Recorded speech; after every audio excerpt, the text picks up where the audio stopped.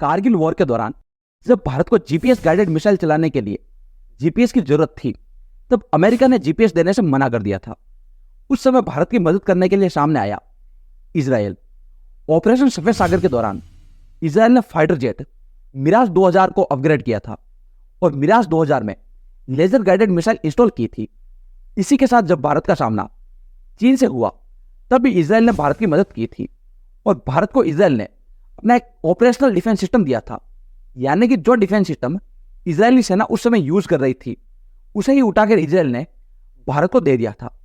इन सबसे पता चलता है कि इजराइल हर मुसीबत में भारत के साथ कंधे से कंधा मिलाकर खड़ा है।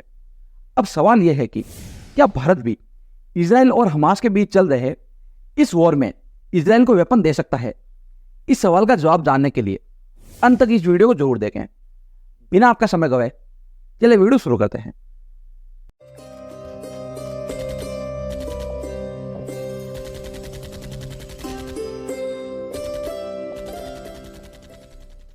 भारत इजराइल को वेपन देगा या नहीं, यह जानने से पहले इजराइल हमास वॉर पर एक नजर डालते हैं। 7 अक्टूबर 2023 समय था सुबह के 5 बजे। जब इजराइल के लोग चैन की नींद सो रहे थे, तभी अचानक से सायरन बजने लगते हैं। अचानक से इजराइल में रॉकेट की बारिश शुरू हो जाती है और ये रॉकेट हजारों की संख्या में थे। एक तरफ इजराइल कह रहा है कि रॉकेटों की संख्या करीब 2200 है, जबकि हमास इसकी संख्या 4000 बता रहा है।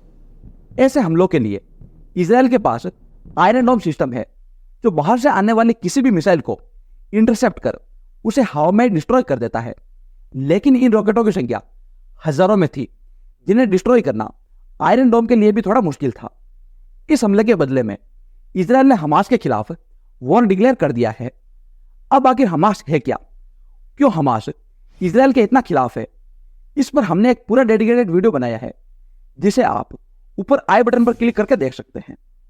हमास को खत्म करने के लिए इजराइल के पास सुटेबल फोर्सेस और डिफेंस सिस्टम मौजूद है।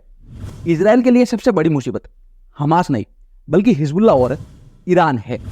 हिजबुल्लाह रुक रुक कर इजराइल पर रॉकेट से अटैक कर रहा है, लेकिन अभी तक हिजबुल्लाह ने खुलकर कोई भी अटैक नहीं किया है। ईरान ने भी साफ कह दिया है कि इसे इस वॉर से कोई मतलब नहीं है। लेकिन इसी के साथ ईरान ने यह भी कहा है कि हमास अपने लोगों के लिए अस्तित्व की लड़ाई लड़ रहा है, और वो सही भी है। ईरान के इसी दोगलेपन के कारण और हिजबुल्लाह के इंटरफेयर के कारण इजराइल के लिए मुसीबत बढ़ सकती है, और इस मुसीबत के दौरान उसे अन्य देशों से हेल्प मांगनी पड़ सकती है। इसी कारण अमेरिका ने अपना एक कैरियर बैटल ग्रुप इजराइल के पास भेज दिया है, ताकि कोई तीसरा देश इस वॉर में दखलंदाजी ना करे। अमेरिका सीधे तौर पर इजराइल की हेल्प करने के लिए आगे आया है। हालांकि अभी की लड़ाई सिर्फ इजराइल और हमास के बीच है, जिसमें इजराइल को किसी तीसरे देश की हेल्प की जरूरत नहीं पड़ेगी। लेकिन यदि हालात और ज्यादा बिगड़ते हैं और इजराइल को हेल्प की जरूरत पड़ती है, तो क्या भारत सीधे तौर पर इजराइल की हेल्प करेगा? इसका सीधा सिंपल सा जवाब है नहीं, क्योंकि भारत कभी भी किसी भी वॉर में डायरेक्टली इन्वॉल्व नहीं होता है, और शायद इस बार भी नहीं होगा। लेकिन आपको यह भी जानना होगा कि इजराइल का भारत की लगभग हर डिफेंस कंपनियों में जॉइंट वेंचर है, और जरूरत पड़ने पर इजराइल सीधे तौर पर इन कंपनियों को ऑर्डर दे सकता है, फिर चाहे वो कल्याणी ग्रुप हो या अडानी डिफेंस। क्योंकि कल्याणी ग्रुप ने इजराइल की हेल्प से spike anti tank guided missile system बनाया है। अडानी ग्रुप ने इजराइल की एलपी सिस्टम के साथ मिलकर हेमिस 900 यूएवी यानी कि अनमैन्ड एरियल व्हीकल बनाया है। इसी के साथ Barak 8 medium range surface to air missile, PLR system द्वारा बनाए गए small arms, 155 mm artillery system जैसे कई तरह के वेपन बनाने में इजराइल ने हेल्प की है, और इन कंपनियों के साथ जॉइंट वेंचर भी है। यानी कि हम यह कह सकते हैं कि जरूरत पड़ने पर भारत इजराइल की हर तरह से काफी हद तक मदद कर सकता है, और अब कोई नया वेपन बनाने की जरूरत भी नहीं पड़ेगी, क्योंकि भारत और इजराइल के बीच पहले से ही काफी ज्यादा जॉइंट वेंचर है।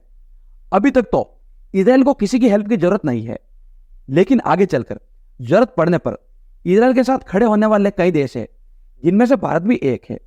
इसी के साथ आज के वीडियो में बस इतना ही। वीडियो को अंत तक देखने के लिए धन्यवाद।